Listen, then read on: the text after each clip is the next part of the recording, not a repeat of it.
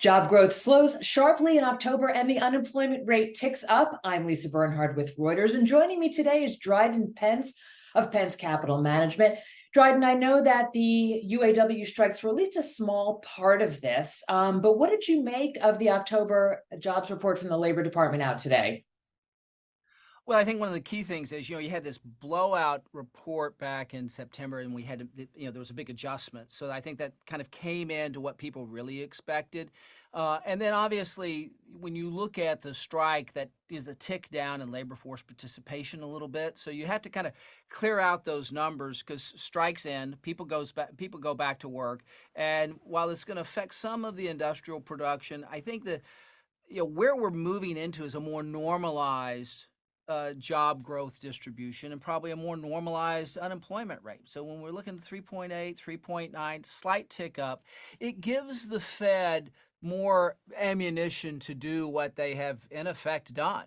And that's kind of put on the pause, switch from this moment where we're worrying about not how high, but to how long, and they're going to let kind of duration do their job for them. So now we're in this. So it's a pause, and the pause is positive, and I think that that's an important thing for everybody to remember.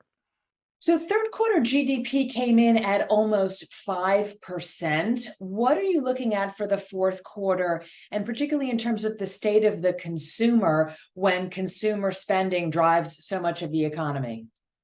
You know, the consumer spending bottom line, Americans make money and they spend it, right? We have more people working, making more money than ever before. We've got about 4.5 to 5 million more people working than we did at the height of pandemic. And so the consumer seems to be in good shape. It's slowing down. I like to say it's like you were going at 90 and now you're going 50. It feels slower, but it's still 10 times faster than you can walk. And so I think the consumers are still in pretty decent shape. I think it's going to be a good Christmas. And I think that you have a lot of people working. So the short answer is that consumers in pretty good shape still, but they are seeing signs of some slowdown, but it's not what I would consider signs of weakness.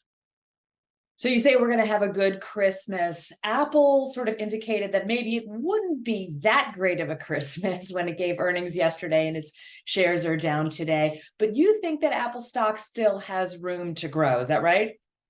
I absolutely do. And we think that this, any pullback and things in Apple is probably an opportunity because people forget just how big Apple is. I mean, if you think about the combined population of India and the US and China's about 2 billion people, well, there's 2 billion registered users of Apple devices. So they in effect are servicing the second, third, and fourth largest populations of the world. People just forget. And if you just took Apple services alone, it would be a Fortune 50 company.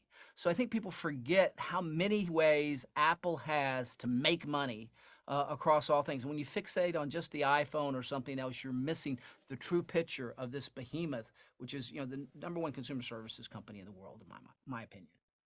So, Dryden, we're seeing about 80+% of companies beat for third quarter earnings. What do you expect to see for the fourth quarter? I think you're going to see similar performance. I think what's happened is people have underestimated the fact that American corporations, they need to know their cost of capital. Well, now that we've reached this pause or very close to it, CFOs and business managers, they're massively creative. Now they know their cost of capital, their cost of inventory. They can manage their margins and be in a better position to be predictive about it. But I think they've all been kind of lowballing everything. They were planning for a recession that did not happen. So I think when you hit fourth quarter, what you're going to see is a similar percentage of significant outperformance, and probably 80% of the companies in fourth quarter are going to beat as well, because now everybody can kind of be a little more optimistic about what's going on. They've been downplaying the earnings. It's been a low bar. It's easy to beat. I think we move forward from here.